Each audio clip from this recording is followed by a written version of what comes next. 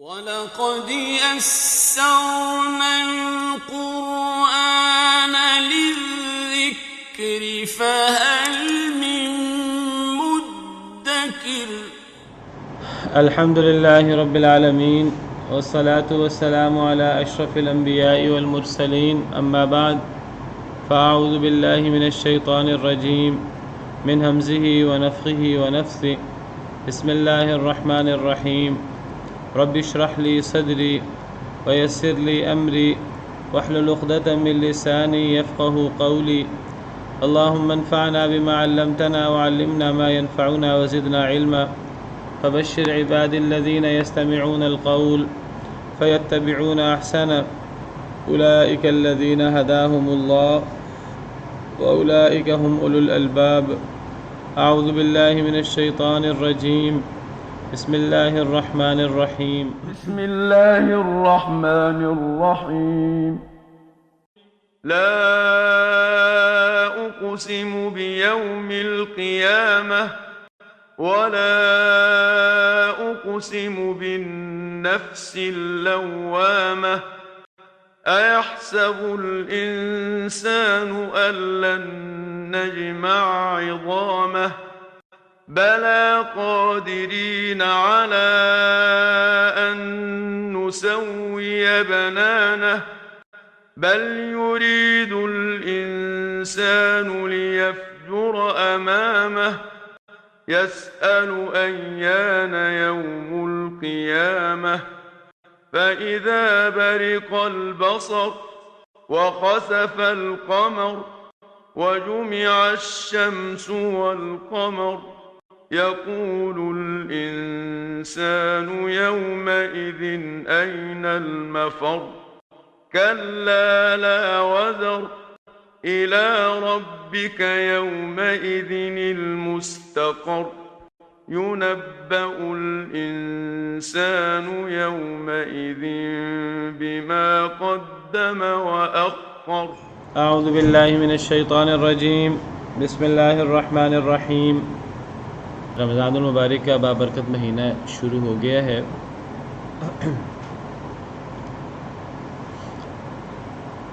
اللہ رب العالمین کا بہت بڑا احسان ہے کہ اللہ رب العالمین نے ہمیں یہ سعادت بخشی کہ ہم ایک دفعہ دوبارہ اس مہینے کی فیوز و برکات سے مستفید ہو سکیں، فائدہ اٹھا سکیں۔ اللہ تعالیٰ نے انسان کا مزاج اس طرح کا بنایا ہے کہ انسان ایک عمل سے جلدی اکتا جاتا ہے۔ ایک عمل پر ہمیشگی کرنا، مسلسل ایک کام کرنا انسان کے لیے مشکل ہوتا ہے۔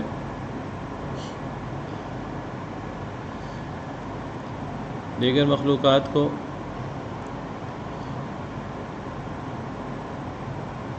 جانور ہوں، پرندے ہوں یا فرشتے ہوں، اللہ رب العالمین نے ان کو اختیار نہیں دیا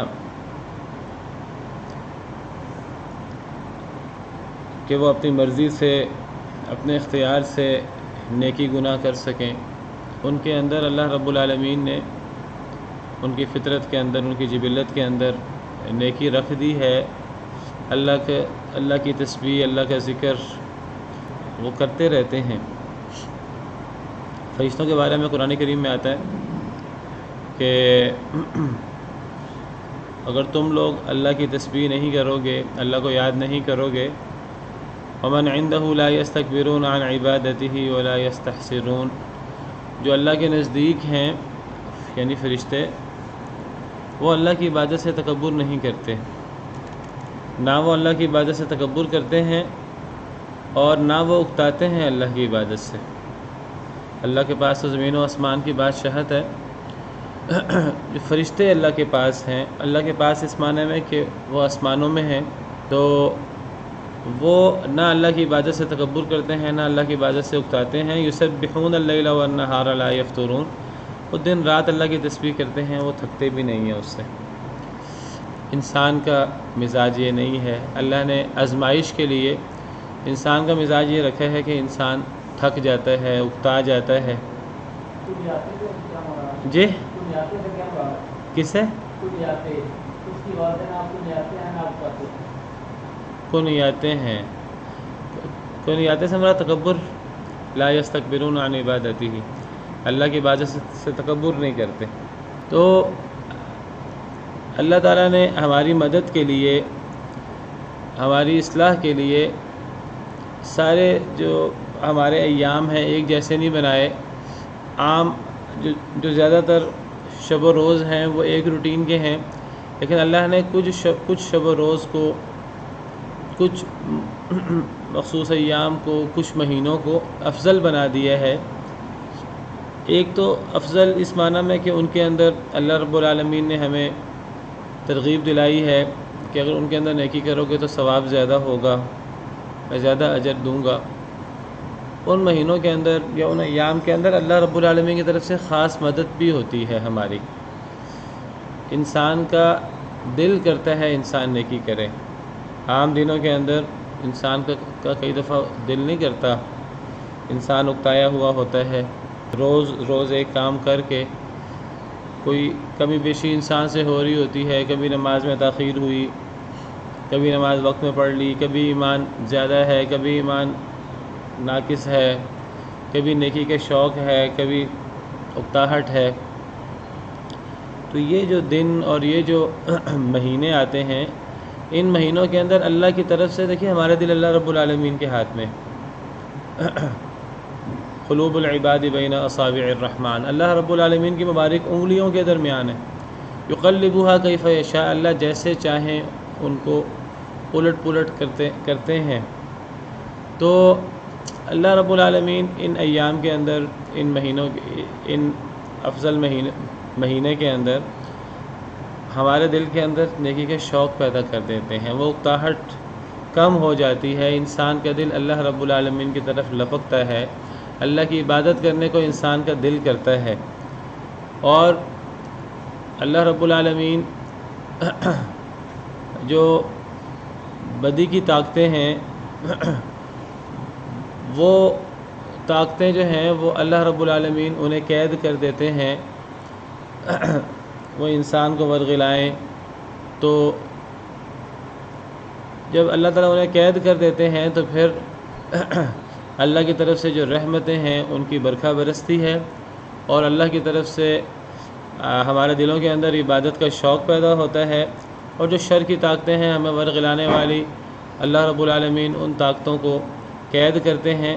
تو یہ سارے کے سارے انسان کی مدد کے لیے یہ ساری چیزیں اللہ رب العالمین جو ہیں وہ کرتے ہیں، تاکہ انسان زیادہ سے زیادہ شوق کرے۔ اور ہمیں دیکھیے اس کی عملی صورت نظر آتی ہے رمضان المبارک کے اندر، عام دنوں کے اندر مسجدوں کے اندر جو کیفیت ہوتی ہے، اور رمضان کے اندر جو کیفیت ہوتی ہے کہ عام دنوں کے اندر نماز پڑھنا، دیکھیے ٹھیک ہے رمضان المبارک کے اندر فضیلت زیادہ ہے، لیکن کیا عام دنوں کے اندر نماز پڑھنا ضروری نہیں ہے؟ عام دنوں کے اندر نماز پڑھنا تو اسلام اور کفر کے درمیان بنیادی فرق ہے، لیکن آپ دیکھیے کہ ہم سے کمی کوتاہی ہوتی رہتی ہے۔ لیکن رمضان کے اندر آپ دیکھیں مسجدیں بھر جاتی ہیں، یہ اللہ کا خاص کرم ہے، یہ اللہ کی طرف سے مدد ہے۔ جو لوگ دین کا شوق کرتے ہیں تو اللہ رب العالمین رمضان کے اندر ان کے دلوں میں یہ شوق بڑھا دیتے ہیں۔ اور ویسے یہ اللہ رب العالمین بھی ہر شخص کے دل میں شوق نہیں بڑھاتے، ایسے بدبخت بھی آپ کو نظر آئیں گے کہ رمضان سے پہلے، بدبخت ہی کہنا چاہیے، بد نصیب، رمضان سے پہلے اور رمضان کے اندر کی ان کے شب و روز میں کوئی فرق نہیں ہوتا، اللہ معاف کرے۔ تو یہ اللہ رب العالمین کا ایک خاص کرم ہے، ایک خاص احسان ہے، ایک خاص فضل و عطا ہے جو بعض لوگوں کو حاصل ہوتی ہے۔ اللہ کی اس عطا پر اگر آپ اپنے اندر محسوس کریں تو اللہ کا بہت زیادہ شکر ادا کرنا چاہیے۔ اگر عام دنوں کے اندر اور رمضان المبارک کے اندر کوئی فرق نظر آئے اور دل کرے رمضان المبارک کے اندر نیکی کرنے کا، تو یہ اللہ کی طرف سے خاص ایک فضل ہوتا ہے، خاص اللہ کا کرم ہے۔ اس رمضان المبارک کے اندر اللہ رب العالمین نے ہر رات کے اندر اللہ بہت سارے لوگوں کو جہنم سے آزادی کا پروانہ عطا کرتے ہیں، صحیح احادیث مبارکہ کے مطابق۔ اب یہ چیز رمضان المبارک کے اندر یہ خصوصیت ہے۔ اسی طرح اللہ رب العالمین نے رمضان المبارک کے اندر روزے رکھے ہیں، اور ایک نفلی روزہ ہو، نفلی روزے کی اتنی فضیلت ہے کہ جو بندہ اللہ کی رضا کے لیے روزہ رکھتا ہے، حدیث مبارکہ میں آتا ہے جو بندہ اللہ کی رضا کے لیے ایک روزہ رکھے، من صام یوما للہ باعد اللہ وجہہ عن النار 70 خریفہ او کما قال علیہ الصلاۃ والسلام، نبی صلی اللہ علیہ وسلم نے فرمایا اللہ اس کے چہرے کو جہنم سے 70 سال دور کر دیتے ہیں۔ اور روزے کے بارے میں اللہ رب العالمین کا ارشاد ہے کہ ہر نیکی کا اجر جو ہے وہ ہوتا ہے، اور ہر نیکی کی اللہ نے اجر لکھے ہیں۔ فرمایا لیکن الصوم لی وانا اجزی بہ، روزہ میرے لیے ہے، اللہ نے اس کا اجر ہی بیان نہیں کیا، اللہ نے فرمایا اس کا اجر میں خود ہی دوں گا۔ اب وہ اجر کیا ہے؟ وہ مالک الملک جب دینے پر آئے تو پھر ہم تصور بھی نہیں کر سکتے کہ اس کا اجر کیا ہوگا۔ بعض علماء کہتے ہیں وَأَنَا أُجْزَى بِهِ، اس کا اجر میں ہی ہوں، میں ہی اس کا بدلہ ہوں، میرا دیدار، اللہ رب العالمین کی رضا اور اللہ رب العالمین کی خوشنودی، واللہ عالم۔ تو پھر فرضی روزے رمضان المبارک کے، اور ان کی اتنی فضیلت ہے، نبی صلی اللہ علیہ وسلم کا ارشاد ہے صحیح بخاری کے اندر، جو بندہ رمضان المبارک کے روزے رکھے ایمان کی حالت میں، اللہ کو راضی کرنے کے لیے، اللہ سے ثواب کی امید میں، اللہ تعالیٰ سے جہنم کی سزا اس سے بچنے کی امید رکھتے ہوئے اگر ایک شخص روزہ رکھتا ہے رمضان المبارک کا پورے مہینے کا، تو اللہ تعالیٰ فرماتے ہیں کہ اللہ تعالیٰ اس کے پچھلے سارے گناہ معاف کر دیتے ہیں۔ من صام ایمانا واحتسابا غفر له ما تقدم من ذنبه من صام رمضان۔ اور پھر اللہ رب العالمین نے اس مہینے کے اندر قیام اللیل رکھا ہے۔ قیام اللیل اگرچہ فرض نہیں ہے، لازمی نہیں ہے، لیکن آپ دیکھیں کہ رمضان قرآن کا مہینہ ہے، رمضان کے ساتھ قرآن کو اس طرح جوڑ دیا ہے، قرآن کا نزول بھی رمضان میں شروع ہوا، اس طرح جوڑ دیا ہے کہ نفل فرض نہیں ہے یہ قیام۔ یہ بات یاد رکھیے، ہم میں سے کچھ لوگ قیام اللیل کو اہمیت دیتے ہیں رمضان کے اندر، قیام اللیل کو اہمیت اتنی دیتے ہیں کئی دفعہ نمازیں جو فرض نمازیں ہیں وہ ان کو اتنی اہمیت نہیں دیتے۔ نماز عشاء لیٹ ہو رہی ہے لیکن تراویح کے لیے قیام اللیل کے لیے زیادہ کوشش کرتے ہیں۔ قیام اللیل فرض نہیں ہے، نمازیں فرض ہیں، عام نمازوں کی اہمیت قیام اللیل سے زیادہ ہے، یہ بات یاد رکھیے۔ لیکن رمضان المبارک کے اس نفل قیام اللیل کی اتنی فضیلت ہے کہ اللہ تعالیٰ نے اس کی فضیلت فرض چیزوں کے برابر کر دی ہے، فرض روزوں کے برابر کر دی ہے۔ جو فضیلت فرض روزوں کی ہے وہی فضیلت آپ دیکھیے قیام اللیل کی ہے۔ من قام رمضان ایمانا واحتسابا غفر له ما تقدم من ذنبه، صحیح بخاری وغیرہ کی حدیث ہے۔ جو بندہ رمضان المبارک کی راتوں کو قیام کرے، قیام کا مطلب ہے انسان ہر رات قیام کرے، یہ نہیں کہ جی آج بڑا تھکا ہوا ہوں تو آج قیام نہیں ہو سکتا۔ جو بندہ رمضان المبارک کی راتوں کو قیام کرے ایمان کی حالت میں، اللہ سے ثواب کی امید رکھتے ہوئے، غفر له ما تقدم من ذنبه، اس کے پچھلے سارے گناہ معاف ہو جاتے ہیں۔ یہ وہی فضیلت ہے جو فرض روزے کی فضیلت ہے۔ اور قیام سے کیا مراد ہے؟ قیام سے مراد یہ ہے انسان امام کے ساتھ شروع کرے، اور امام جب واپس جائے وطر وغیرہ پڑھ کر تو انسان امام کے ساتھ واپس جائے تو اسے گویا کہ پوری رات قیام کا اجر ملتا ہے حدیث مبارکہ کے مطابق۔ تو رمضان المبارک کے اندر اللہ کی طرف سے بھی مدد ہوتی ہے، اور ایک نیک شخص کا بھی یہ دل ہونا چاہیے، اس کی یہ خواہش ہونی چاہیے کاش کہ میں اس مہینے کے اندر ان مخصوص فضیلت والے ایام کے اندر زیادہ سے زیادہ نیکی کر سکوں۔ نبی کریم صلی اللہ علیہ وسلم کی جو سنت مبارکہ ہے ہمارے لیے، نبی صلی اللہ علیہ وسلم کی کیفیت رمضان کے اندر بالکل چینج ہو جاتی تھی، حالانکہ آپ کا تو پورا سال ہی خاص اللہ کی عبادت میں اور اللہ کے ساتھ لو میں تعلق میں گزرتا تھا، آپ تو پورا سال قیام کرتے تھے، اتنا لمبا قیام کرتے تھے، عام دنوں میں بھی، عام راتوں میں بھی۔ ہم نے سورہ مزمل پڑھی ہے کچھ دیر پہلے، تو آدھی رات قیام، دو تہائی رات قیام، ایک تہائی رات قیام، اتنا لمبا قیام کرتے تھے آپ کے پاؤں مبارک میں ورم آ جاتا تھا۔ ایک ایک رکعت میں کئی دفعہ سورہ بقرہ، سورہ آل عمران، سورہ نساء ایک رکعت میں تقریباً 5، سوا 5، 5.5 پارے بنتے ہیں ایک رکعت کے اندر، تو آپ کے پاؤں مبارک سوج جاتے تھے۔ حضرت عائشہ فرماتی ہیں میں عرض کرتی کہ اے اللہ کے رسول صلی اللہ علیہ وسلم آپ اتنی محنت کیوں کرتے ہیں؟ اللہ نے تو آپ کو وہ مقام عطا کیا ہے جو کسی کو بھی عطا نہیں کیا۔ اللہ نے آپ کے لیے قرآن کریم میں موجود لیغفر لک اللہ ما تقدم من ذنبک، اگر کوئی تقصیر، کوئی ایسی چیز ہے تو اللہ رب العالمین نے اگلے پچھلے سارے ہی معاف کر دیے، ما تقدم من ذنبک وما تأخر۔ تو اللہ نے آپ کو یہ مقام عطا کیا ہے تو آپ اتنی محنت کرتے ہیں۔ تو آپ نے فرمایا کہ میں اللہ کا شکریہ ادا نہ کروں، تو یہ آپ کی کیفیت رمضان المبارک کے علاوہ ہے۔ اور رمضان المبارک کے اندر آپ کی کیا کیفیت ہوتی تھی؟ رمضان المبارک کے اندر تو قرآن کریم کے ساتھ تعلق بہت زیادہ ہو جاتا تھا۔ رمضان قرآن کا مہینہ ہے، شہر رمضان الذی انزل فیہ القرآن، رمضان کے مہینے میں قرآن نازل ہوا ہے، اور نبی صلی اللہ علیہ وسلم رمضان کے اندر جبریل امین علیہ السلام کے ساتھ دور کرتے تھے قرآن کا۔ وہ کیا کیفیت ہوگی ہم تصور نہیں کر سکتے، کس طرح نبی صلی اللہ علیہ وسلم جو ہے وہ جبریل کے ساتھ ہر رات کو قرآن کا دور کرتے، رمضان مبارک کو قرآن کے لیے خاص کر دیتے، قرآن کی تلاوت اور قرآن کے تدبر کے لیے۔ کس طرح عام دنوں کے اندر بھی آپ صدقہ خیرات کرتے ہیں، رمضان مبارک کے اندر تو تیز آندھی جیسی کیفیت ہوتی۔ مثال دی، جب تیز آندھی آتی ہے تو پھر کوئی بھی چیز برقرار نہیں رہتی اس کے سامنے۔ کوئی نرم و نازک پودا ہے، کوئی سخت جڑ ہے کسی کی، تیز آندھی کے اندر ہر چیز متاثر ہو رہی ہے۔ تو گویا کہ رمضان مبارک کے اندر نبی صلی اللہ علیہ وسلم اتنا زیادہ صدقہ خیرات کرتے کہ اس کی کیفیت تیز آندھی کی ہے۔ ہر بندہ جو ہے اس صدقہ خیرات سے جو ہے وہ مستفید ہوتا، اور آپ جو ہے وہ ہر ضرورت مند کو آپ جو ہے وہ اللہ کو راضی کرنے کے لیے دینے کی کوشش کرتے ہیں۔ بہرحال میرے کہنے، اور صحابہ کرام کا اسوہ بھی ہمیں جو ملتا ہے، جو نبی صلی اللہ علیہ وسلم سے انہوں نے سیکھا، رمضان مبارک کے اندر ان کی کیفیت بالکل چینج ہوتی تھی۔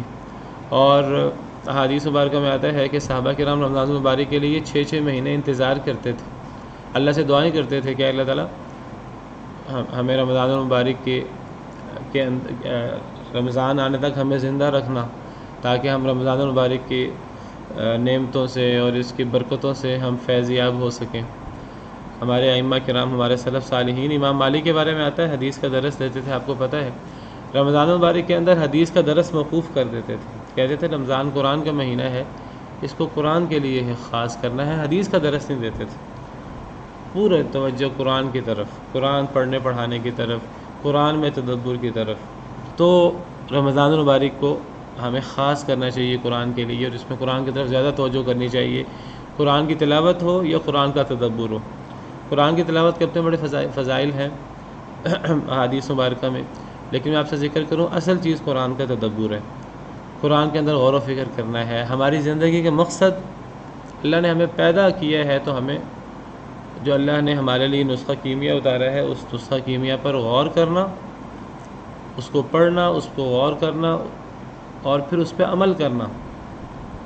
کتاب انزلناہ الیک مبارک لیدبروا آیاتی، ہم نے کتاب نازل کی ہے آپ کی طرف، بڑی بابرکت کتاب ہے، لیدبروا آیاتہ، تاکہ لوگ اس کی آیتوں میں تدبر کریں، غور و فکر کریں، ولیتذکر اولو الالباب، اور پھر تدبر کر کے غور و فکر کر کے پھر سو نہ جائیں، پھر نصیحت حاصل کریں۔ عقل مند لوگ اس سے پھر نصیحت حاصل کرتے ہیں، عمل بھی کرتے ہیں، لوگوں کو بھی بتاتے ہیں، دوسروں تک بھی پہنچاتے ہیں۔ تو یہ قرآن کا مقصد ہے۔ اور جو بندہ قرآن کریم میں غور نہیں کرتا، قرآن کریم میں تدبر نہیں کرتا، آپ سمجھیے کہ گویا کہ اللہ نے اس کا دل ہی بند کر دیا ہے، اس کے دل پہ تالے لگ گئے ہیں۔ افلا یتدبرون القرآن ام علی قلوب اقفالها۔ تو بہرحال ہماری کلاس ہوتی تھی مغرب سے عشاء، رمضان المبارک کے اندر ہم نے یہ کلاس، مغرب سے عشاء تھوڑی مشکل ہوتی ہے، رمضان المبارک کے اندر روزہ افطاری اور پھر اس کے بعد تراویح کے درمیان وقت بھی کم ہوتا ہے، تراویح کی تیاری بھی ہوتی ہے، تو پھر ہم نے یہ کلاس صبح کر لی۔ صبح کرنے سے ہمارا مقصد یہ ہے کہ نبی کریم صلی اللہ علیہ وسلم کی سنت مبارکہ، عادت مبارکہ یہ تھی کہ نبی کریم صلی اللہ علیہ وسلم سارا سال آپ نے ہمارے لیے ایسا اسوہ حسنہ چھوڑا ہے کہ بڑا ہی مشکل ہے اس پہ عمل کرنا، لیکن اللہ نے ہمارے لیے اسوہ نبی صلی اللہ علیہ وسلم کو ہی بنایا ہے۔ آپ کا اسوہ حسنہ ایسا ہے، ہم تو بڑے گنہگار بندے ہیں اللہ کے، جو افضل ترین انسان تھے صحابہ کرام، ان کے لیے بھی نبی کریم صلی اللہ علیہ وسلم کے اسوہ حسنہ پر کما حقہ عمل کرنا ممکن نہیں تھا۔ کوشش کرتے تھے، وہ جتنی ان سے کوشش ہوتی تھی وہ کوشش کرتے تھے، لیکن یہ بات یاد رکھیے کہ صحابہ کرام بھی نبی صلی اللہ علیہ وسلم تمام امت سے اس معاملے میں سر فہرست تھے اور آگے تھے۔ آپ سب سے زیادہ اللہ سے ڈرنے والے، سب سے زیادہ اللہ کی عبادت کرنے والے تھے، اور امت میں سے کوئی شخص یہ تصور بھی نہیں کر سکتا کہ وہ اپنی عبادت میں اللہ کو راضی کرنے میں نبی صلی اللہ علیہ وسلم سے آگے بڑھ جائے۔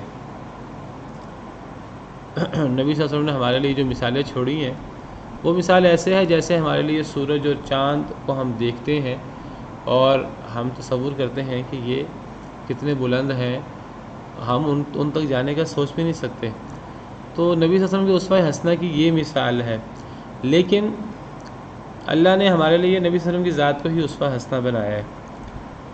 آپ ہمارے لیے بھی اسوہ حسنہ ہیں، اور آپ ہمارے سلف صالحین کے لیے، ہم سے جو نیک ترین لوگ ہیں صحابہ کرام، ان سے زیادہ افضل کوئی نہیں ہے اس امت میں، آپ صحابہ کرام کے لیے بھی اسی طرح اسوہ حسنہ تھے، اور صحابہ کرام بھی بس آپ کے اسوہ حسنہ پر عمل کرنے کی کوشش کرتے تھے کہ کسی طرح نبی صلی اللہ علیہ وسلم کی اسوہ حسنہ کے قریب پہنچ جائیں۔ اور ایک اسوہ چیز وہی بنتی ہے جو ہر لحاظ سے کامل ہو، اکمل ہو اور بلند ترین ہو۔ جو یہ چیز ناقص ہوگی اور کوئی دوسرا اس سے آگے بھی بڑھنے کا امکان ہوگا، وہ چیز اسوہ بننے کے قابل بھی نہیں ہوتی۔ اسوہ ایسا ہے کہ کوئی شخص پہنچ نہیں سکتا اس اسوہ تک، لیکن ہمارے لیے جو ایک اللہ تعالیٰ نے جو ماڈل رکھا ہے وہ یہ اسوہ ہی ہے۔ ہم نے اس تک پہنچنے کی کوشش کرنی ہے، پہنچ کوئی نہیں سکتا، لیکن بس اس تک پہنچنے کی کوشش جاری رکھنی ہے ہم نے۔ تو نبی صلی اللہ علیہ وسلم کا طریقہ کار یہ تھا، دیکھیے ہر چیز کے اندر آپ کو ملے گا، ایسی کامل اکمل آپ کی سنت ہے۔ انسان سوچتا ہے کہ نبی صلی اللہ علیہ وسلم کی جو پہلو انسان آپ کی زندگی کا دیکھ لے، انسان جو ہے وہ اتنا وہ کامل اکمل نظر آتا ہے، انسان کہتا ہے کہ میں کیسے یہ کام کر سکتا ہوں۔ لیکن ہماری کامیابی اسی میں ہے، ہم بس اس کی طرف رخ کر لیں اور ہم ویسا کرنے کی کوشش کریں۔ اللہ سے دعا مانگیں، اے اللہ تعالیٰ ٹوٹی پھوٹی عبادت ہے، لیکن ایک چیز ہے کہ آپ کی رضا کے لیے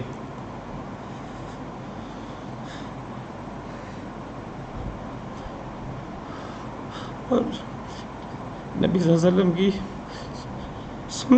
سنت پر عمل کرنے کے لیے صرف ہم کر نہیں سکتے، صرف کوشش ہے ایک بس کہ آپ رمضان مبارک کے صرف رمضان کے اندر نہیں، رمضان کے علاوہ فجر کے بعد آپ جاگتے تھے اور آپ نماز کے بعد مصلی پہ بیٹھ جاتے، اور مصلی پہ بیٹھ کر آپ اشراق تک جو ہے وہ اللہ رب العالمین کی عبادت کرتے رہتے، اللہ رب العالمین کو یاد کرتے رہتے، قرآن پڑھتے رہتے۔ ہم رمضان المبارک کے اندر ہی کم از کم نبی صلی اللہ علیہ وسلم کی سنت پر عمل کرنے کی کوشش کریں۔ ایک کوشش ہے ٹوٹی پھوٹی سی، اللہ تعالیٰ اس کو قبول فرما لے ہم سے۔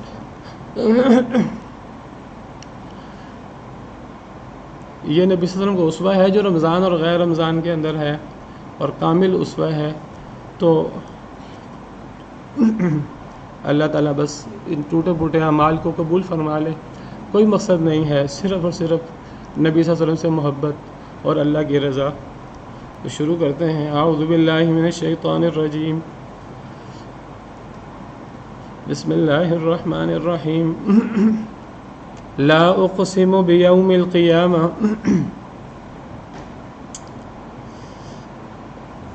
نہیں میں قسم اٹھاتا ہوں بیوم القیامہ، قیامت کے دن کی۔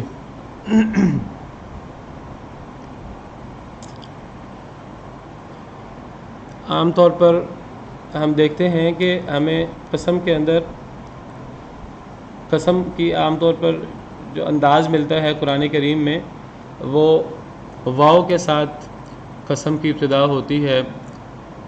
واو قسم کے لیے ہوتا ہے واللہ یا والفجر واللیل لیکن ہمیں قرآن کریم میں کئی جگہ ملتا ہے کہ قسم سے پہلے ہمیں نفی کے الفاظ بھی ملتے ہیں، نفی کے صیغے بھی ملتے ہیں. علماء کرام کہتے ہیں کہ نفی کے صیغوں کے ساتھ جب قسم اٹھائی جاتی ہے تو عام طور پر یہ ان چیزوں پر قسم اٹھائی جاتی ہے کہ جن چیزوں کا عام لوگ انکار کرتے ہیں. تو اللہ رب العالمین عرب لوگ جو ہیں جن چیزوں کا انکار کیا جائے اگر انہوں نے ان چیزوں کا اس بات کرنا ہو اور ان چیزوں پر زور دینا ہو تو پھر عرب لوگ جو ہیں قسم اٹھانے سے پہلے لا کا اضافہ کرتے ہیں کہ ایسی بات نہیں ہے جس طرح لوگ انکار کرتے ہیں، بلکہ اس کا انکار نہیں کرنا چاہیے، اس کا اس بات کرنا چاہیے اور پھر قسم کھا کر اس کا اس بات کیا جاتا ہے. تو ایسی قسم سے پہلے لا آتا ہے. تو اس لا آنے سے قسم کی نفی نہیں ہوتی بلکہ اس لا آنے سے قسم کے اندر بہت تقویت اور بہت زور پیدا ہو جاتا ہے. چونکہ یہ قسم اٹھائی جا رہی ہے، ایک قسم ہوتا ہے قسم کا صیغہ، پھر ایک جس چیز کے ساتھ قسم اٹھائی جاتی ہے، اور پھر ایک چیز ہوتی ہے جس چیز پر قسم اٹھائی ہے. تو یہاں جو قسم کا صیغہ ہے وہ تو اقسمو ہے، اور جس چیز کی قسم ہے قیامت کے دن کی قسم ہے، اور جس چیز پر قسم اٹھائی جا رہی ہے وہ قیامت کے دن کے وقوع پذیر ہونے پر قسم اٹھائی جا رہی ہے. اور کیونکہ قیامت کے دن کا وقوع پذیر ہونا یہ ایک ایسا عقیدے کا حصہ ہے، ایمان کا حصہ ہے کہ اکثر لوگ اس دور میں اس کا انکار کرتے تھے، کفار مکہ. تو چونکہ وہ اس کا انکار کرتے تھے اس لیے اس قسم سے پہلے لا موجود ہے کہ انکار کرنے کی کوئی تک نہیں ہے.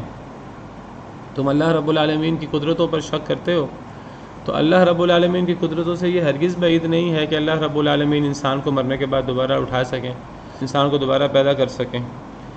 تو لا نہیں.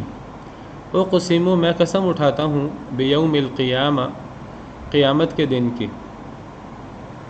جس چیز کی قسم اٹھائیں اللہ رب العالمین اپنی مخلوق کی قسم بھی اٹھا لیتے ہیں.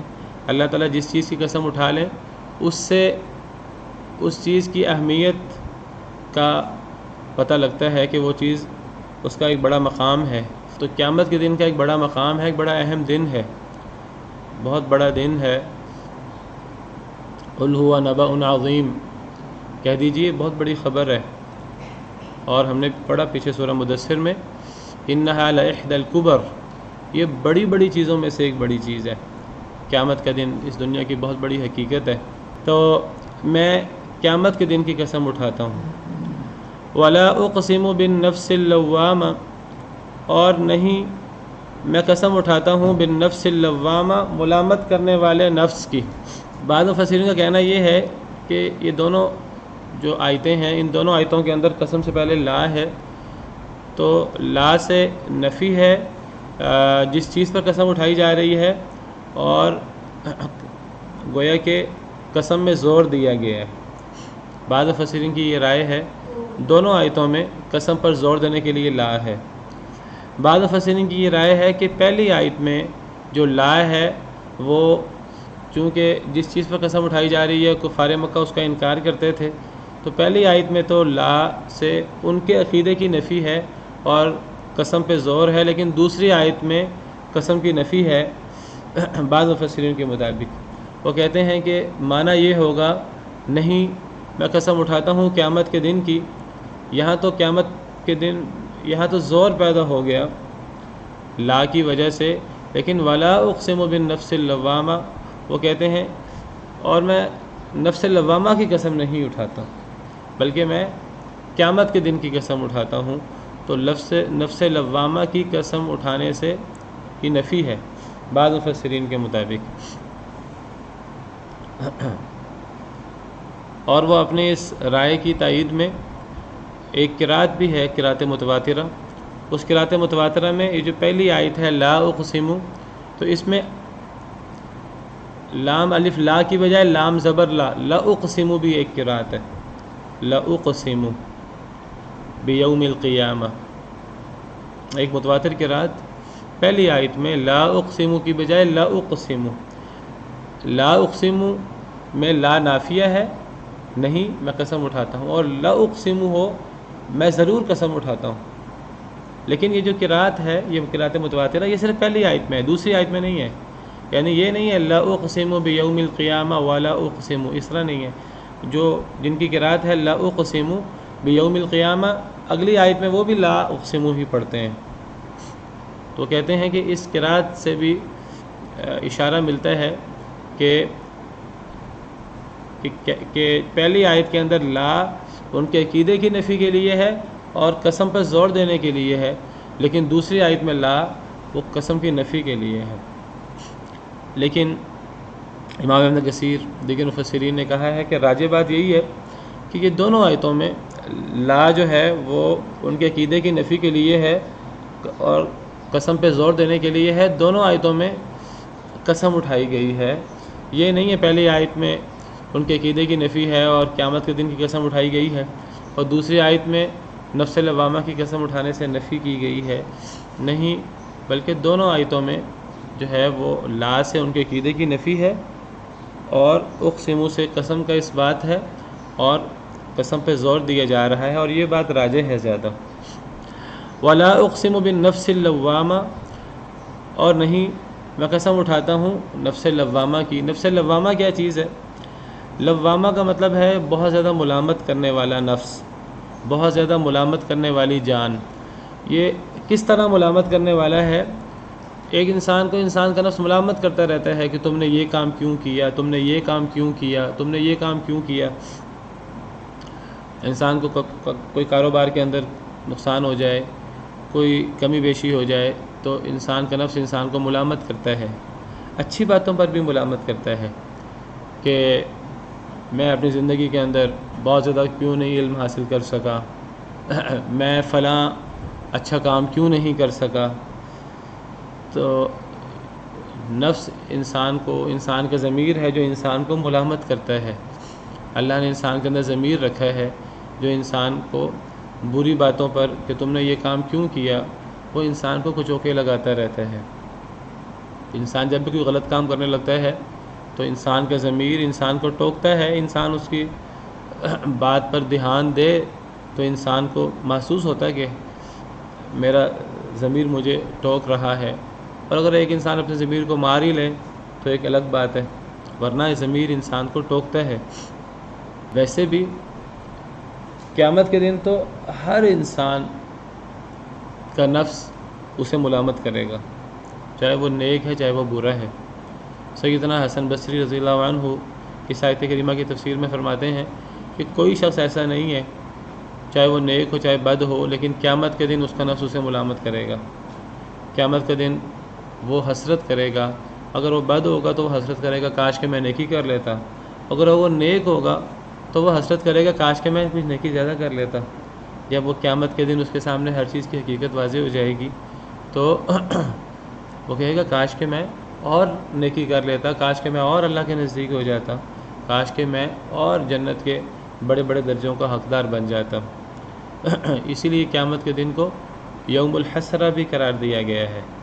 وانذرہم یوم الحسرہ، اے نبی صلی اللہ علیہ وسلم انہیں ڈرائیے حسرت والے دن سے. تو قیامت کا دن حسرت کا دن ہے، ملامت کا دن ہے. ہر شخص کا نفس جو ہے وہ اسے ملامت کرے گا. ایحسب الانسان ان لن نجمع عظامہ، کیا انسان گمان کرتا ہے یہ کہ ہرگز نہیں ہم جمع کر سکتے اس کی ہڈیوں کو؟ کیا انسان یہ تصور کرتا ہے کہ ہم اس کی ہڈیوں کو جمع نہیں کر سکتے، ہم اس کی ہڈیوں کو اٹھا نہیں سکتے؟ قبر کے اندر وہ مل جائے تو پھر اس کی ہڈیوں کو ہم وہ جو مٹی کے اندر مل گئی ہیں، وہ سیدھا ہو گئی ہیں، ہم ان ذروں کو مٹی سے اکٹھا کر کے ان ذروں کو جوڑ نہیں سکتے؟ کیا انسان یہ تصور کرتا ہے؟ وہ یہ تصور کرتا ہے کہ جب میں مر جاؤں گا، مر کے مٹی میں مل جاؤں گا، میری ہڈیاں بھی وہ سیدھا ہو جائیں گی، تو اللہ رب العالمین بھی مجھے اکٹھا نہیں کر سکیں گے، اللہ رب العالمین بھی مجھے اٹھا نہیں سکیں گے؟ اللہ فرماتے ہیں اسی چیز پر قسم ہے، چونکہ وہ اس کی نفی کرتے تھے، اسی چیز کی اس بات، ان کے اس عقیدے کی نفی پر، اور میں یہ کام ضرور کروں گا، اس بات پر اللہ رب العالمین نے قسم اٹھائی ہے۔ تو اللہ تعالیٰ نے ان کا عقیدہ ذکر کیا کفار کا، کیا وہ تصور کرتے ہیں کہ ہم ان کی ہڈیوں کو جمع نہیں کر سکیں گے، اکٹھا نہیں کر سکیں گے؟ بلا، بلکہ قادرین علی ان نسوی بنانا، ہم تو اس پر بھی قادر ہیں کہ ہم درست کر دیں ان کی پور کو، ان کی پوروں کو، ہم تو ان کے جوڑ اور ان کی پور درست کرنے پر قادر ہیں۔ یہ ہڈیاں جمع کرنا تو یہ چھوٹی چیز ہے اس کے مقابلے میں۔ پور سے مراد یہ جو انگلیاں اور انگلیوں کے پورے اور ہمارے پاؤں کی انگلیاں اور ان کے، تو ان کے اندر بہت اللہ کی بہترین صنعت ہے، بہت بہترین کاریگری ہے۔ اس دور کے اندر یہ چیزیں اتنی واضح تھیں کہ نہیں تھیں، لیکن آپ دیکھیے آج فنگر پرنٹس اور کس طرح ہر انسان کے جو نشان ہیں یہ دوسرے سے چینج ہیں، اور یہ صرف ہمارے انگوٹھے کے اور انگلیوں کے نشان ایک دوسرے سے فرق نہیں ہے، ہر انسان کے، چاہے دو ٹوئنز بھائی کیوں نہ ہوں، ان کے انگلیوں کے نشان جو ہیں وہ ایک دوسرے سے مختلف ہوتے ہیں۔ اور یہ چیز صرف یہ انگوٹھے میں اور انگلیوں کے نشان میں نہیں ہے، یہ انسان کے تقریباً ہر چیز کے اندر، ہر عضو کے اندر اللہ نے ایسی چیزیں رکھی ہیں کہ اس کے نشانات دوسرے انسان کے نشانات سے مختلف ہیں۔ پہلے تو لوگ فنگر پرنٹس کے ذریعے مجرموں کو اور ان چیزوں کو پہچانا کرتے تھے، فنگر پرنٹس لیا کرتے تھے، اب تو کیمرے کے ذریعے آنکھوں کی پکچر اتارتے ہیں، اور آپ ایئرپورٹ وغیرہ پہ جائیں تو ہر انسان کے آنکھوں کے نشان دوسرے انسان سے مختلف ہوتے ہیں۔ اور اللہ رب العالمین فرماتے ہیں، تم کہتے ہو کہ اللہ رب العالمین انسان کی ہڈیوں کو اکٹھا نہیں کر سکتے، تو اللہ رب العالمین تو انسان کی پور بنانے پر، درست کرنے پر قادر ہیں، اور اللہ نے انسان کے جسم کے اندر کیا کاریگری رکھ دی ہے۔ اللہ نے فرمایا کہ انسان اگر اس کائنات کی وسعتوں پہ غور کر لے، اور اگر انسان اپنے نفس کے اندر ہی غور کر لے، تو ہم نے اس کائنات کی وسعتوں کے اندر، انسان کے نفس کے اندر اتنی بڑی بڑی نشانیاں رکھی ہیں، اتنے بڑے بڑے معجزے رکھے ہیں کہ انسان تصور نہیں کر سکتا۔ وفی انفسکم افلا تبصرون، تمہارے نفسوں کے اندر کیا تم تصور نہیں کرتے؟ اسی طرح ایک اور آیت کریمہ فرمایا کہ کیا آیت ہے، فی الآفاق وفی انفسہم، کہاں سے شروع ہوتی ہے؟ سنریہم آیاتنا فی الآفاق وفی انفسہم، ہم ان قریب لوگوں کو اپنی نشانیاں دکھائیں گے آفاق میں، یہ آسمانوں کے کناروں میں ہم لوگوں کو اپنی نشانیاں دکھائیں گے، یہ جو اجرام فلکی ہیں، اور یہ جب ترقی ہوگی، جب لوگ غور کریں گے ان چیزوں میں، تو لوگوں کو اللہ کی قدرت، اللہ کی عظمت نظر آئے گی، آفاق میں بھی، وفی انفسہم، اپنی جانوں کے اندر لوگوں کو اللہ کی قدرت نظر آئے گی۔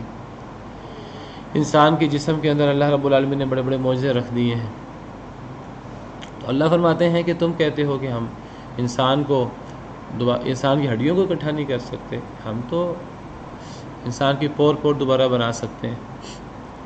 بل یرید الانسان لیفجر امامہ، یہ جو ایحسب الانسان ان لن نجمع عظامہ بلا قادرین علی ان نسوی بنانا، گویا کہ یہ جو قسم تھی، وہ قسم تھی اصل میں کفار جو آخرت کا انکار کرتے تھے، اللہ نے اس انکار کا رد کیا ہے اپنی عظمت بیان کر کے، اپنی شان اور قدرت بیان کر کے۔ پھر اللہ رب العالمین فرماتے ہیں بل یرید الانسان لیفجر امامہ، بلکہ انسان تو چاہتا ہے کہ وہ نافرمانی کرے اپنے سامنے، انسان تو چاہتا ہے کہ وہ فسق و فجور کرے امامہ، اپنے سامنے، وہ آگے سے آگے بڑھتا جائے اور نافرمانی کرتا جائے، انسان تو یہ چاہتا ہے۔ اللہ تعالیٰ فرماتے ہیں کہ اصل میں انسان آخرت پر ایمان کیوں نہیں لاتا؟ اصل انسان کو اعتراض اللہ رب العالمین کی قدرت پر نہیں ہے، اصل انسان کو اعتراض یہ ہے کہ انسان کہتا ہے میں نے نیکی نہیں کرنی، انسان کہتا ہے میں نے تو گناہ کرنا ہے، مجھے تو گناہ کرنے میں مزہ آتا ہے، مجھے تو دنیا داری چاہیے۔ انسان اصل میں دنیا میں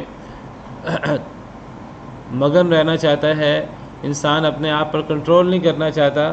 تو اس سے بچنے کے لیے جب انسان کو کہا جائے کہ تم جو ہے وہ کیوں گناہ کرتے ہو، کیوں اللہ کے نافرمانی کرتے ہو، اپنے اوپر کنٹرول کیوں نہیں کرتے، کھانے پینے کے معاملات میں، سونے جاگنے کے معاملات میں، اٹھنے بیٹھنے کے معاملات میں، ہر معاملے میں تم اللہ رب العالمین کے حکم کے مطابق اپنے آپ کو پابند کیوں نہیں کرتے، تو انسان اصل میں اگلے بندے کو چپ کرانے کے لیے کہہ دیتا ہے ہم یہ کام کیوں کریں۔ اگلا بندہ کہتا ہے اس لیے کریں گے جی آخرت ہے، وہ کہتا ہے آخرت ہے ہی نہیں۔ یہ در حقیقت آخرت پر ایمان نہ لانے کی ایک بھونڈی دلیل ہے۔ اصل میں انسان اپنے آپ کو کنٹرول نہیں کرنا چاہتا، انسان دنیا کے اندر مگن رہنا چاہتا ہے، تو یہ دنیا کے اندر مگن رہنے کے لیے یہ انسان بہانے تراشتا ہے، اور ویسے انسان کو خود پتہ ہوتا ہے کہ یہ کتنے بونڈے بہانے ہیں، انسان کو خود پتہ ہوتا ہے کہ میری بات غلط ہے، لیکن انسان پیش کیے جا رہا ہوتا ہے۔ اصل مسئلہ یہ ہے کہ انسان کنٹرول نہیں کرنا چاہتا، انسان اپنے نفس کی خواہشوں کے سامنے بند نہیں باندھنا چاہتا۔ بل یرید الانسان لیفجر امامہ، بلکہ انسان تو چاہتا ہے وہ گناہ کرتا رہے اپنے سامنے۔ بعض مفسرین نے اس آیت کی تفسیر کی کہ انسان تو یہ چاہتا ہے کہ وہ گناہ کرے، اور انسان اپنے آپ کو امید دلاتا رہتا ہے کہ بس یہ گناہ کر لوں اس کے بعد اصلاح کر لوں گا، بس یہ گناہ کر لوں اس کے بعد اصلاح کر لوں گا، یہ گناہ کر لوں پھر توبہ کر لوں گا، یہ گناہ کر لوں پھر توبہ کر لوں گا، بس تھوڑا سا اور، بس اس کے بعد رک جاؤں گا۔ بعض مفسرین نے اس کی یہ تفسیر کی ہے۔ بعض مفسرین کہتے ہیں بل یرید الانسان لیفجر امامہ سے مراد یہ ہے کہ انسان قیامت کا انکار کرتا ہے، اور انسان کہتا ہے قیامت ہے نہیں، جب قیامت نہیں ہے تو مجھے اپنے آپ کو کنٹرول کرنے کی کیا ضرورت ہے، مجھے نیکی کرنے کی کیا ضرورت ہے۔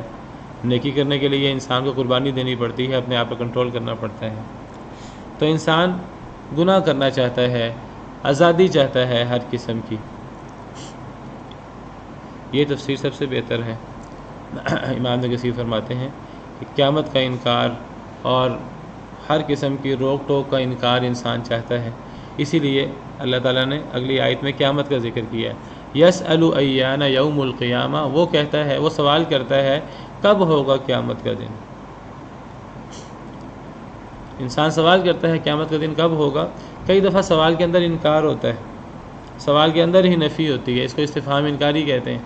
گویا کہ انسان سوال کرتا ہے کہ قیامت کا دن کب ہوگا، یعنی گویا کہ انسان قیامت کا انکار کر کے کہتا ہے کہ مجھے کون روک سکتا ہے گناہ کرنے سے، میں کیوں پابندی قبول کروں، مجھے آزادی ہونی چاہیے گناہ کرنے کی۔ انسان یہ بات کیوں کہتا ہے؟ کیونکہ وہ آخرت کا انکار کرتا ہے، آخرت کا انکار کر کے وہ یہ بات کہتا ہے۔ وہ سوال کرتا ہے قیامت کا دن کب ہوگا، کہنے کا مطلب ہے قیامت کا دن ہوگا ہی نہیں۔ اللہ فرماتے ہیں میں بتاتا ہوں قیامت کا دن کب ہوگا۔ اللہ فرماتے ہیں سنو پھر، فَإِذَا بَرِقَ الْبَصَرُ، جب نظریں پتھرا جائیں گی، جب نظریں چندھیا جائیں گی۔ برق عربی زبان میں بجلی کو بھی کہتے ہیں۔ جب نظریں چندھیا جائیں گی، جب نظریں پتھرا جائیں گی، یعنی جب اتنا ہولناک منظر انسان کے سامنے ہوگا کہ انسان کے ہوش و حواس اس منجمد ہو جائیں گے، اور انسان ایک دفعہ بالکل تھرا جائے گا۔ اللہ فرماتے ہیں تب قیامت ہوگی۔ تم کہتے ہو قیامت کب ہوگی، اور تم یہ کہنا چاہتے ہو قیامت نہیں ہوگی، قیامت ہوگی، اور جب قیامت کے دن تمہاری آنکھیں کھولیں گی تو اس وقت تمہاری کیفیت یہ ہوگی۔ دوسری آیت کریمہ میں فرمایا کہ مہطعین مقنعی رؤوسہم لا یرتد الیہم طرفہم، قیامت کے دن ان لوگوں کی کیفیت یہ ہوگی کہ سر پر دوڑ رہے ہوں گے، قبروں سے نکل کر جہاں اللہ نے بلایا ہے، ایک ندا کرنے والا ندا لگائے گا، تو جو سارے انکار کرنے والے ہیں قیامت نہیں ہوگی قیامت نہیں ہوگی، وہ قیامت کے دن گویا کہ ان کے پیچھے کوئی لگا ہے اور وہ سر پٹ دوڑ رہے ہوں گے. وہ جو ندا لگانے والا ندا لگائے گا اس ندا لگانے والے کی طرف دوڑیں گے سب. لا یرتد الیہم طرفہم، پلک بھی نہیں جھپکیں گے. قرآن کہتا ہے لا یرتد الیہم طرفہم، پلک بھی نہیں جھپکیں گے. یہ قیامت کا دن ہے. اس قیامت کے دن سے تم انکار کرتے ہو. یہ تم جتنا مرضی انکار کر لو، یہ قیامت کا دن حقیقت ہے. تمہارے انکار کرنے سے حقیقت ختم نہیں ہو جائے گی، حقیقت بدل نہیں جائے گی. تمہارا انکار کرنے سے صرف یہ ہوگا کہ تم اس کے لیے تیاری نہیں کرو گے. پھر تم بغیر تیاری کے، جو انکار کرتا ہے اس نے بھی قیامت کے دن اس کو بھی آنا پڑے گا. جو انکار نہیں کرتا، قیامت کے دن کو مانتا ہے، اسے بھی قیامت کے دن آنا پڑے گا. بس فرق یہ ہے کہ جو قیامت کے دن کو مانتا ہے وہ اس کی کچھ تیاری کر لے گا، جو نہیں مانتا وہ تیاری کیے بغیر آ جائے گا. قیامت کا دن تو حقیقت ہے، وہ تو آ کر رہے گا. جس دن نظریں چندیا جائیں گی، نظریں پتھرا جائیں گی. وخسف القمر، جس دن چاند کو گرہن لگ جائے گا، چاند بے نور ہو جائے گا. اتنا بڑا چاند جو روشنی پھیلاتا ہے، یہ چاند بے نور ہو جائے گا. یہ چاند کیا تمام اجرام فلکی جو ہیں، تمام ستارے جھڑ جائیں گے، بے نور ہو جائیں گے. وجمع الشمس والقمر، سورج اور چاند کو جمع کر دیا جائے گا. جمع کرنے سے کیا مراد ہے؟ ان کو الٹ پلٹ کر کے لپیٹ دیا جائے گا. یہ اپنی روزانہ کی روٹین میں نہیں آ سکیں گے. اللہ تعالیٰ نے سورج اور چاند کی روٹین یہ بنائی ہے کہ ہزاروں، لاکھوں، کروڑوں، اربوں سال اللہ کو پتہ ہے یہ ایک روٹین کے مطابق چل رہے ہیں. ہمارے سارے وقت، منٹ، گھنٹے، منٹ، سیکنڈ یہ سورج اور چاند کی بدولت ہیں. اور یہ چیزیں ایک مسلسل نظام کے مطابق چل رہی ہیں. لیکن جب قیامت آئے گی تو اس وقت یہ سارا نظام لپیٹ دیا جائے گا. سورج لپیٹ دیا جائے گا، سورج تباہ و برباد ہو جائے گا. اذا الشمس کوورت، جب سورج لپیٹ دیا جائے گا تو مفسرین کرام کے مطابق صرف سورج نہیں لپیٹا جائے گا. وجمع الشمس والقمر، سورج کو بھی جمع کر دیا جائے گا، یعنی لپیٹ دیا جائے گا. چاند کو بھی لپیٹ دیا جائے گا. اذا الشمس کوورت واذا النجوم انکدرت، سورج لپیٹ دیا جائے گا، ستارے جھڑ جائیں گے، ہر چیز تباہ و برباد ہو جائے گی. علوی جہان بھی سارا اور سارا سفلی جہان بھی سارا تباہ ہو جائے گا. اور ایک نیا جہان اللہ رب العالمین پیدا فرمائیں گے. نیا سورج، نئی زمین اور نیا جہان پورا پیدا ہوگا. یوم تبدل الارض غیر الارض والسماوات، اس دن زمین بدل جائے گی اس زمین کے علاوہ. والسماوات، آسمان بھی بدل جائیں گے اس آسمان کے علاوہ. وبرزوا للہ الواحد القہار، سب اللہ رب العالمین جو واحد ہے اور قہار ہے اس کے سامنے نمایاں ہو جائیں گے. کوئی چھپ نہیں سکے گا، کوئی کسی اوٹ میں نہیں ہو سکے گا. سب اللہ رب العالمین کے سامنے ہو جائیں گے. یہ تفسیر ہے وجمع الشمس والقمر. بعض مفسرین کہتے ہیں اس کا مطلب ہے وجمع الشمس والقمر. ایک تو تفسیر ہے کہ سورج اور چاند کو لپیٹ دیا جائے گا، دوسری تفسیر ہے کہ سورج اور چاند کو جمع کر دیا جائے گا ایک ہی وقت میں. دنیا میں ایک وقت میں اکٹھے نہیں ہوتے، اگرچہ ہم دیکھتے ہیں بعض وقت میں جو ہے یعنی سورج بھی چمک رہا ہو پورے طریقے سے اور چاند بھی پورے طریقے سے چمک رہا ہو. چاند رات کو ہوتا ہے اور سورج دن میں ہوتا ہے. اگر موٹی موٹی بات کریں تو دن اور رات اکٹھے نہیں ہوتے، کبھی سورج اور چاند اکٹھے نہیں ہوتے. لیکن قیامت کے دن سورج اور چاند اکٹھے ہو جائیں گے، دونوں جو ہیں وہ چمک رہے ہوں گے اکٹھے. یہ بھی قیامت کے دن ایسا بھی ہوگا. ای یجمع بین الشمس والقمر، سورج اور چاند اکٹھے ہو جائیں گے ایک وقت میں. یقول الانسان یومئذ این المفر، بہرحال ہر طرف تباہی ہوگی قیامت کے دن. انسان کہے گا اس دن کہاں ہے بھاگنے کی جگہ. انسان کہے گا کہ میں کہاں اپنا سر چھپاؤں، میں کہاں اپنے آپ کو بچاؤں. یہ تو ہر چیز تباہ و برباد ہو رہی ہے، سارا نظام درہم برہم ہو گیا ہے.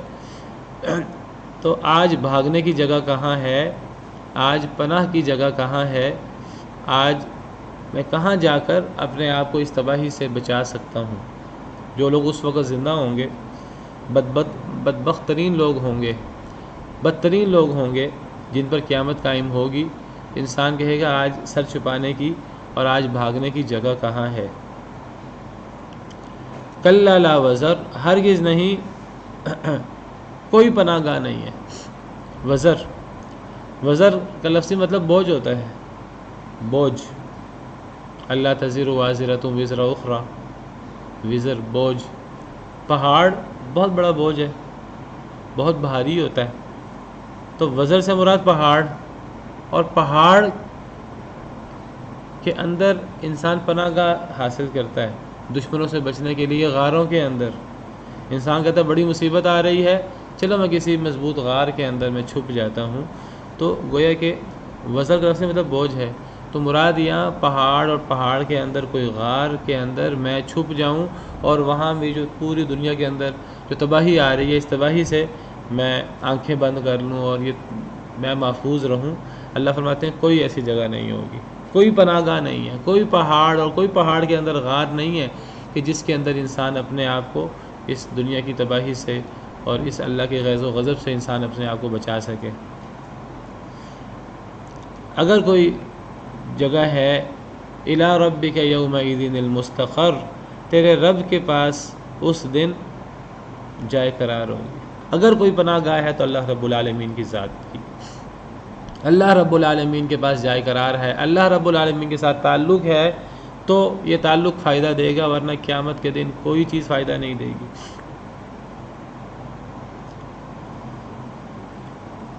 دیکھیے انسان کتنا جلد باز ہے، اور کتنا آپ دیکھیں کہ وہ بیوقوفی کرتا ہے کہ وہ اللہ رب العالمین جنہوں نے انسان کو بنایا، جنہوں نے ہر چیز کو بنایا، جن کی ناراضگی اور جن کی رضامندی کی اصل پرواہ ہونی چاہیے انسان کو،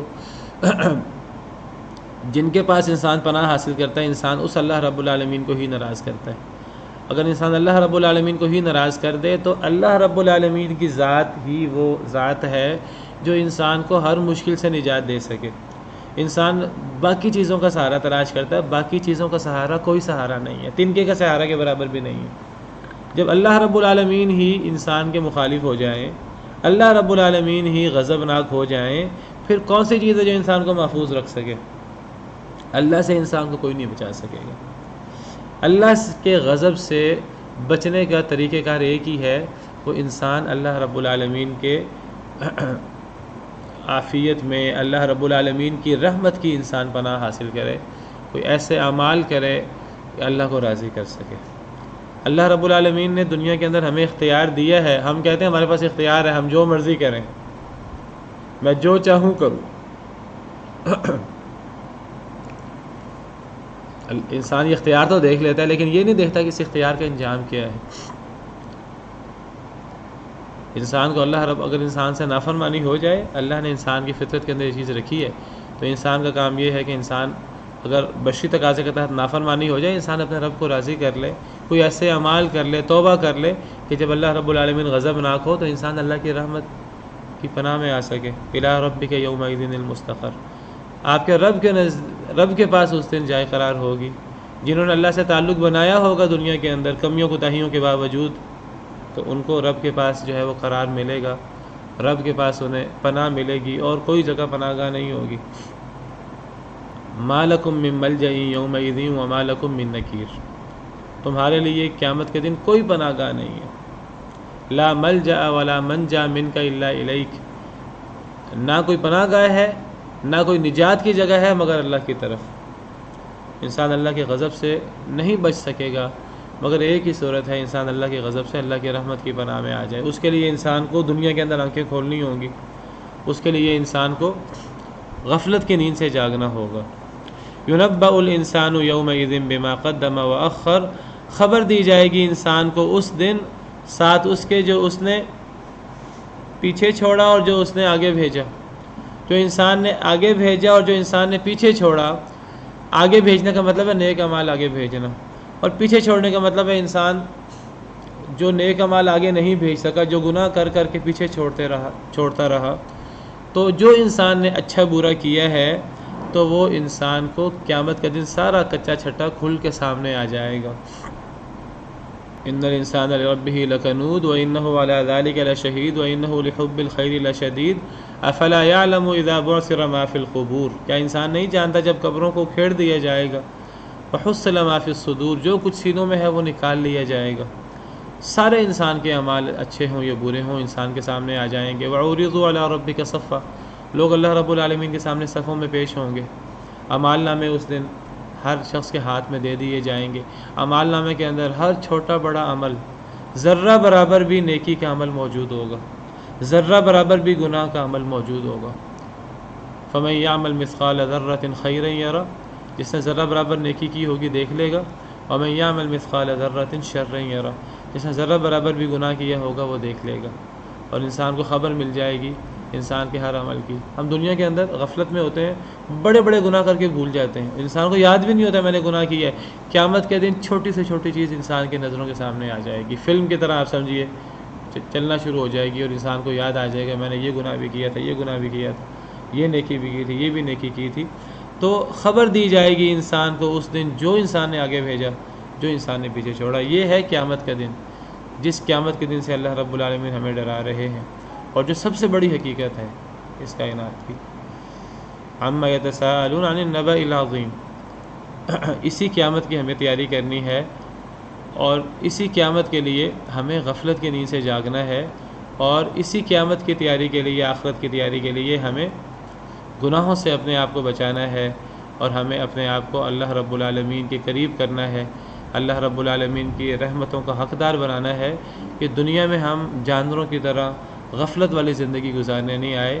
انسان اور جانور میں یہی فرق ہے، انسان دنیا کے اندر کسی مقصد کے لیے آیا ہے، اور انسان کو دنیا کے اندر اس مقصد کو یاد رکھنا ہوگا. اگر اس مقصد کو یاد رکھے گا تو کامیاب ہوگا، ورنہ خسارہ ہی خسارہ ہے، والعیاذ باللہ. وقت ختم ہو گیا، آج کے لیے اتنا ہی کافی ہے، اسی پر بس کرتے ہیں. سبحان ربک رب العزت عما یصفون وسلام علی المرسلین والحمد للہ رب العالمین. في رحمه تحلو الحياة شوقا